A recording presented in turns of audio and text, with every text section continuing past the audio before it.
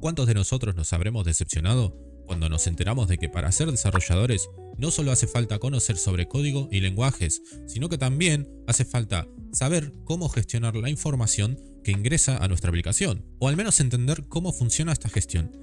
Aunque en la realidad ya hablamos de que es algo sumamente esencial. Quiero que notes cómo mencioné la información y no los datos. En este caso necesito que entiendas primero cuál es la diferencia entre información y datos para poder continuar. En el siguiente ejemplo podemos ver cómo la serie de números 4, 20, 35 y 40 es una sucesión de datos, pero por sí solo no nos aporta ninguna información. Para entender de qué estamos hablando debemos darle un contexto. Si lo presentamos de este modo, la situación cambia completamente, donde podemos darle el contexto a los datos que vimos anteriormente y recibimos la facturación de la empresa los últimos años y cómo fue aumentando esta facturación. La información generada a partir del tratamiento de los datos nos permitirá a nosotros, tanto como contratar personal si hace falta, o resaltar su atractivo a posibles inversores. Por ende, la información no incluye únicamente datos, sino que también necesita de una explicación y un contexto para poder darle significado. ¿Y qué métodos existen para poder almacenar estos datos? Pues podremos utilizar una agenda, o una carpeta, o archivadores. Sin embargo, es evidente que a medida que va aumentando la cantidad de datos, esto se nos va a quedar corto. Entonces, deberemos establecer mecanismos no solo para almacenarlos, sino también para gestionarlos. Y aquí es donde vamos a recurrir de la ayuda de los ordenadores, que justamente nos proporcionarán un hardware el cual podremos utilizar para almacenar y para gestionar estos datos. Y también podremos comunicarnos entre equipos y usuarios. Y obviamente no podremos olvidarnos del software, el cual es el que ejecuta las tareas para clasificar los datos, almacenarlos, recuperarlos y distribuirlos. Este ciclo de datos es necesario que podamos automatizarlo, en medida de lo posible. Y para esto contamos con las aplicaciones para poder gestionar la información. Por ejemplo, podemos tener un fichero de clientes, un fichero de alumnos o de productos. Aquí podemos apreciar que dentro del fichero de clientes los datos se agrupan en registros, los cuales son las filas, y cada uno de los datos guardados en un registro sería el campo o el atributo del registro. Tendremos dos tipos diferentes de ficheros. Los ficheros planos, los cuales guardan la información como un texto, usando separadores para distinguir un campo de otro, y con cada registro en una línea. Estos se pueden leer con cualquier editor de texto. Y también contaremos con los ficheros con formato, el cual suele incluir información interna que permite diferenciar los registros de los campos, relacionando su contenido con la ubicación física del mismo. Suelen incluir un índice para acceder más rápidamente, y en este caso hablaremos de programas ejecutables como un .exe y tipos específicos de archivos como PDF, .dos, etc. Entonces te preguntarás, ¿cuál es la principal diferencia entre un conjunto cualquiera de ficheros y una base de datos? Pues que en una base de datos los ficheros que la forman están relacionados entre sí. Seguramente ahora estás pensando, este me está hablando en chino, o sea, ¿qué me está contando? Es necesario conocer todo esto, lamentablemente, para saber cómo funciona una base de datos. Realmente, ¿cómo sabemos que necesitamos de una base de datos? Porque tal vez si tenemos un localcito aquí debajo y queremos organizar los datos, pues tal vez con una agenda, con los clientes que tengamos y las reservas que puedan hacer, pues nos puede alcanzar. Pero si somos una organización que maneja una gran cantidad de ficheros, lo más seguro es que vamos a necesitar relacionarlos y gestionarlos de manera adecuada. Por ejemplo, si se trata de una biblioteca o un instituto o un taller mecánico. Existen diferentes modelos de bases de datos con los cuales podremos trabajar. Y estos son el modelo jerárquico, el cual fue el primero en aparecer, que se ve como si fuera un árbol, con raíces y ramas. Nos permite organizar los datos de manera que cada nodo raíz tiene una relación padre e hijo. Como podemos ver aquí, la empresa es el nodo raíz, o sea, el fichero, donde podremos ver sus dos ficheros aparte, o nodos padres, donde dos departamentos de la empresa indican que tienen empleados, los cuales se llaman nodos hijos. Esta estructura establece una relación de uno a muchos, la cual un padre puede tener varios hijos, pero cada hijo pertenece a un solo padre. Esto pasaré a explicarlo más adelante en las relaciones. Luego tendremos el modelo en red, las cuales no son relaciones exclusivamente jerárquicas, sino que cualquier nodo puede estar relacionado con cualquier otro, el cual tendría una forma de malla que, al igual que el jerárquico, hoy en día está en desuso. Luego contaremos con el modelo relacional, el cual es el modelo más extendido hoy en día. Esta base de datos está formada por entidades, o sea, los archivos, y relaciones entre ellas que se organizan a partir de los datos que tienen en común. Podremos ver que las entidades se representan con tablas, pueden ser como en este caso clientes y pedidos, las cuales cada tabla cuenta con sus filas, las cuales se llaman tuplas o filas también, y representan un registro, o sea, una instancia de la entidad. Las columnas, llamados atributos, representan un campo, el cual es una característica de la entidad. En este caso nos encontramos que las características de la entidad de cliente son el ID de cliente, el nombre y su correo electrónico. Y en la entidad de pedidos, sus atributos son el ID de pedido, la fecha del pedido y el ID de cliente, lo cual podemos ver que como cada tabla o entidad se relaciona a través del cliente, el cual es el que genera el pedido. Todo esto también lo veremos en detalle más adelante. El próximo modelo que existe es el orientado a objetos. Este se trata de un modelo en expansión. Principalmente es una combinación con el relacional, que organiza la base de datos de la misma forma que se organizan las clases y los objetos en un programa. Por ende, tiene la ventaja de que podemos transformar su contenido de manera sencilla para ser manipulada por una aplicación. Y por último, nos encontramos con el modelo documental, el cual se utiliza cuando la información que se guarda no tiene forma de registro y campo, sino de documentos sin estructura definidas y con una gran cantidad de información, los cuales son los tipos NoSQL, y comúnmente se trabaja con MongoDB, CouchDB o Amazon DynamoDB. Se basa en documentos JSON o BSON en lugar de tablas y filas, y es más rápido y flexible que las bases de datos relacionales, lo que lo hace excelente para aplicaciones web y móviles. También será posible calificarlos por su ubicación física, como las bases de datos centralizadas, las cuales se encuentran todo en un mismo ordenador, y una base de datos distribuida, la cual se encuentra fragmentada en distintos ordenadores o en distintos servidores virtuales en un mismo ordenador. Hasta ahora hemos aprendido qué es una base de datos y qué modelos existen para poder manipular estos datos. Contaremos con los sistemas gestores de base de datos, o mejor dicho los SGBD, los cuales dependiendo de qué modelo utilicemos, se utilizarán uno u otro. Estos SGBD necesitan cumplir de varias características dependiendo de qué modelo vayamos a utilizar. Sabemos que deben gestionar los datos, pero también sabemos que deben relacionarlos entre ellos. Deben ser capaces de ampliar o modificar su estructura, no solo su contenido, deben permitir la gestión de los usuarios y las operaciones que se les permite realizar, en general disponen de una interfaz gráfico para facilitar las tareas de administración, son capaces de eliminar las redundancias innecesarias, hacer cumplir las restricciones tanto del sistema como del usuario y son capaces de regenerar los datos tras operaciones fallidas y gestionar los accesos simultáneos y los controles de seguridad. Ahora deberemos entender cuáles son las diferencias que existen en las nomenclaturas de un fichero y una base de datos, ya que comenzaremos a utilizarlas a partir de ahora. En este caso me voy a centrar en el modelo relacional, el cual es el que veremos en este vídeo. Podemos ver cómo un fichero, como tal, se llaman entidades o tablas. Los registros se llaman filas o tuplas. Los campos serán sus atributos y los tipos de datos pasarán a ser los dominios. En cuanto al dominio, hace referencia al tipo de dato de cada atributo. Por ejemplo, el dominio del número serían números enteros positivos, mientras que el código postal sería una cadena de 5 caracteres numéricos, ya que no la utilizaremos para operaciones aritméticas. Los componentes de un sistema de gestión de datos básicamente son estos: el software que utilizaremos para gestionar la base de datos, el diccionario de datos, o sea, la información sobre cómo están organizados los datos en archivos, atributos, etc. Los usuarios, cada uno con su tipo, su rol y su permiso, y los lenguajes que permiten crear y mantener la base de datos. Entre estos lenguajes existen varios que son muy conocidos y que son los que más se utilizan actualmente, como MySQL, Oracle Databases, MariaDB, PostgreSQL o SQL Server de Microsoft. Y los que gestionan las bases de datos no relacionales, los cuales hablaremos más adelante, destaca MongoDB. Ahora supongamos que quiero diseñar una base de datos. ¿Por dónde voy a empezar?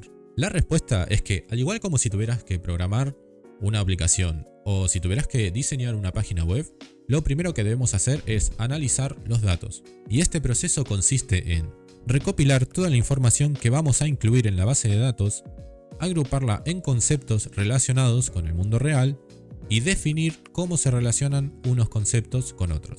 Para ser capaces de seguir el proceso del diseño de nuestra base de datos, debemos tener un punto de referencia, y esto también nos permitiría ser capaces de transmitir nuestro progreso a los diferentes miembros del equipo, en caso de contar con este. Estos deben realizarse de una forma determinada, siguiendo unos cuantos estándares, lo cual nos permite modelar nuestra base de datos. Y lo que lograremos con esto será obtener una imagen visual de lo que sería la estructura lógica de la misma.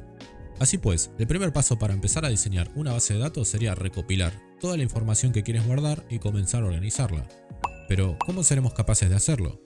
Agrupándola en conceptos que seamos capaces de llevar a la vida real, concretamente a la situación para la que vas a diseñar la base de datos, como pueden ser una colección de películas, libros, música o el alumnado de un instituto. Veamos un ejemplo. Aquí tenemos varias películas que queremos organizar, cada una con su información concreta. Ahora, ¿cómo podremos organizarlo de modo que seamos capaces de gestionar cada una de ellas? Veamos cómo de esta forma podremos organizar los datos en película, con su nombre, su género, su formato, etc. Su director, con su nombre, su nacionalidad, y los actores y actrices que la componen, con sus nombres, nacionalidades y personaje. Sin embargo, recuerda que una base de datos debe guardar relaciones entre los conceptos. Aquí, por ejemplo, ¿qué utilidad tiene conocer los datos de las películas si no sabemos quién la ha dirigido o qué actores participaron?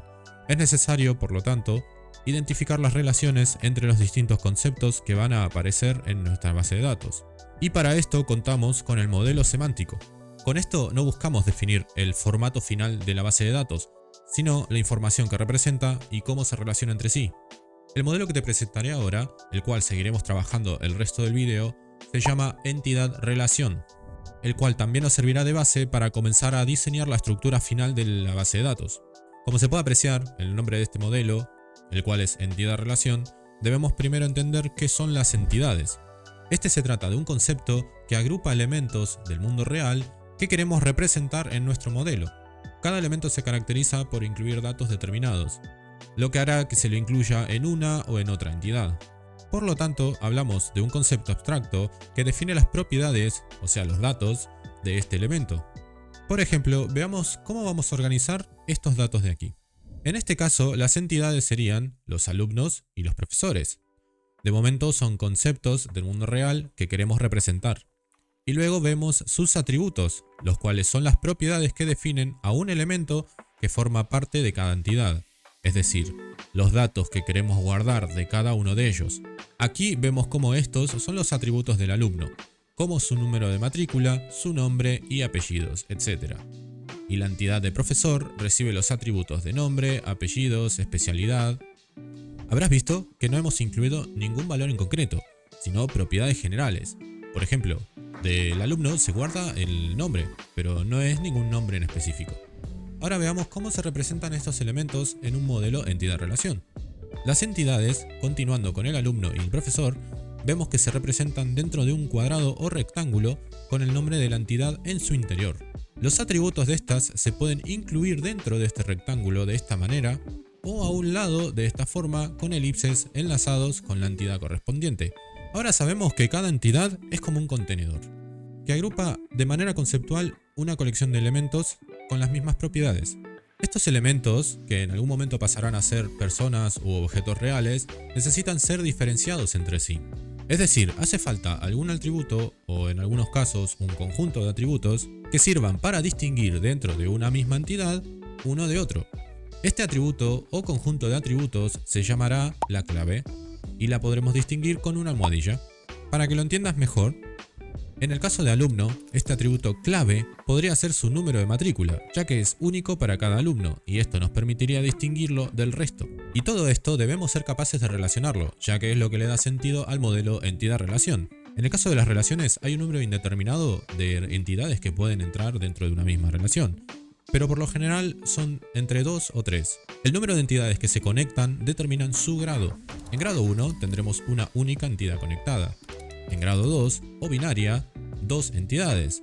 Y en el grado 3 o ternaria, 3 entidades. Estas relaciones no son algo que nos inventaremos en el camino porque sí, sino que se trata de una relación que se daría también en el mundo real. Como puede ser, por ejemplo, que un alumno esté estudiando cierta materia y por lo tanto las entidades de alumno y de materia estarían relacionadas por estudia.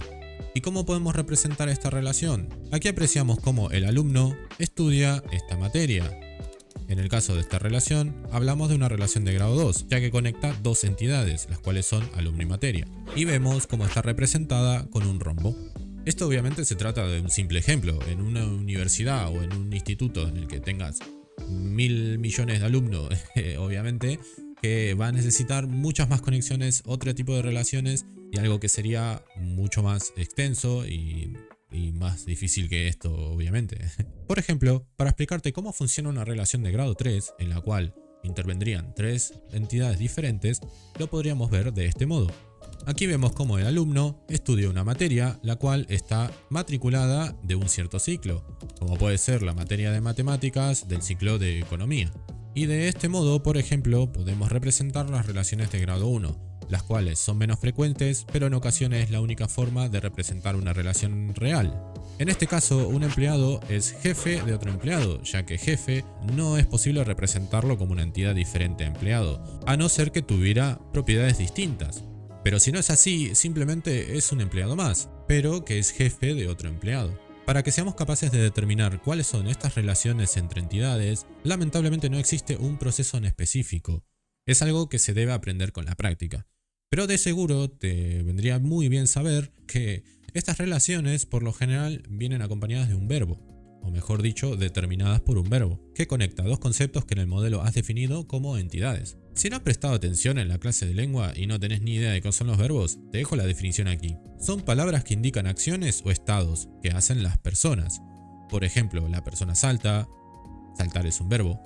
También lo son comer, dormir, caer, como las hojas caen al suelo. Ahora continuemos con nuestro ejemplo. El alumno se matricula en ciertos módulos de un ciclo. Un profesor imparte un módulo.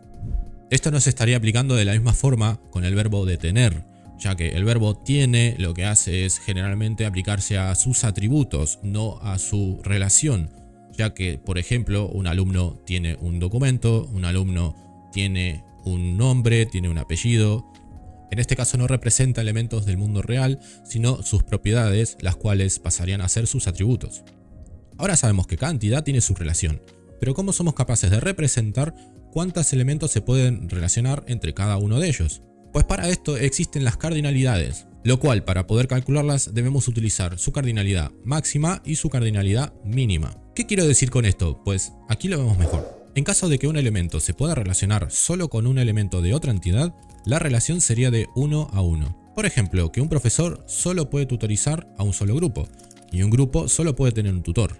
La cardinalidad máxima entre ambos casos sería de 1 y 1. Si este elemento puede relacionarse con muchos de la otra entidad, pero no a la inversa, lo llamaremos de 1 a mucho. En este caso, vemos como un profesor puede impartir varios módulos, pero cada módulo se encarga un solo profesor. Y si un elemento se puede relacionar con muchos elementos de otra entidad, y al revés, que también esa entidad se puede relacionar con muchos elementos de la primera, lo llamaremos de muchos a muchos. Por ejemplo, un alumno puede matricularse en varios módulos, y en cada módulo hay matriculados varios alumnos. Esto cambia según el grado de relaciones. Ahora mismo hemos visto el grado 2, las relaciones binarias. Ahora pasaremos a explicarte cómo funcionaría en caso de que tengamos una relación ternaria, o sea de grado 3. Por ejemplo, tendremos estas tres entidades, las cuales serían entidad A, entidad B y entidad C, y su relación R entre A, B y C. Supongamos que entre profesor, curso y aula existe la relación de asigna. Las cardinalidades se expresan con un min y un max, como ya hemos visto, y depende de las reglas de lo que tengamos que evaluar. Por ejemplo, en este caso debemos responder: ¿cuántos profesores pueden estar asignados a un curso y a un aula? ¿Cuántos cursos puede impartir un profesor en un aula? ¿Y cuántas aulas pueden ser usadas para un curso por un solo profesor? Vamos a responderlas. Un profesor puede asignarse a varios cursos en un solo aula, pero un curso en un aula solo puede tener un solo profesor, o sea que esta relación es de 1 a muchos. Un curso puede impartirse en varias aulas, pero cada aula solo puede tener un curso a la vez, o sea de 1 a muchos. Y un aula puede ser usada por varios profesores, pero cada profesor usa un aula por curso, o sea de 1 a muchos. Entonces el modelo se vería de este modo. Pasaré a explicártelo de manera que lo entiendas. Entre profesor y asigna, el profesor debe estar asignado al menos a un curso en un aula, pero un profesor puede estar asignado a varios cursos y a varios aulas, máximo M. Entre curso y asigna, un curso debe tener mínimo 1, estar asignado al menos a un profesor en un aula. Y un curso puede estar impartido en varias aulas por diferentes profesores, máximo M. Entre aula y asigna, un aula debe, mínimo 1, ser usada al menos por un curso y por un profesor. Y un aula puede ser usada para varios cursos con distintos profesores, máximo M. Ahora lo pasaremos a una tabla para que lo puedas entender mucho mejor. Aquí vemos cómo el profesor Juan enseña en 2 cursos de 2 aulas distintas, o sea, de 1 a muchos. El curso de matemáticas se imparte en 2 aulas distintas, con 2 profesores diferentes, o sea, de 1 a muchos. Y el aula A101 se utiliza para matemáticas y para químicas, o sea, de 1 a muchos. Existen otras maneras de representar las cardinalidades máximas y mínimas, aparte de la numérica que acabamos de ver. Aunque sea la más antigua, la he escogido porque es la más sencilla de ver. Aunque también se pueden representar como 1m o 1n.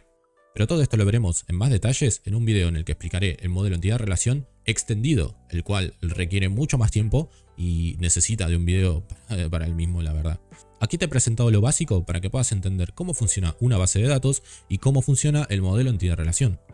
Si quieres que te enseñe sobre algo en concreto, no dudes en dejarlo en los comentarios, que yo estaré mirando para poder actualizar mis vídeos y poder ayudarte un poco más. Por mi parte me despido y si te gustó el vídeo no olvides suscribirte y darle un me gusta y me estás ayudando a mejorar cada día más.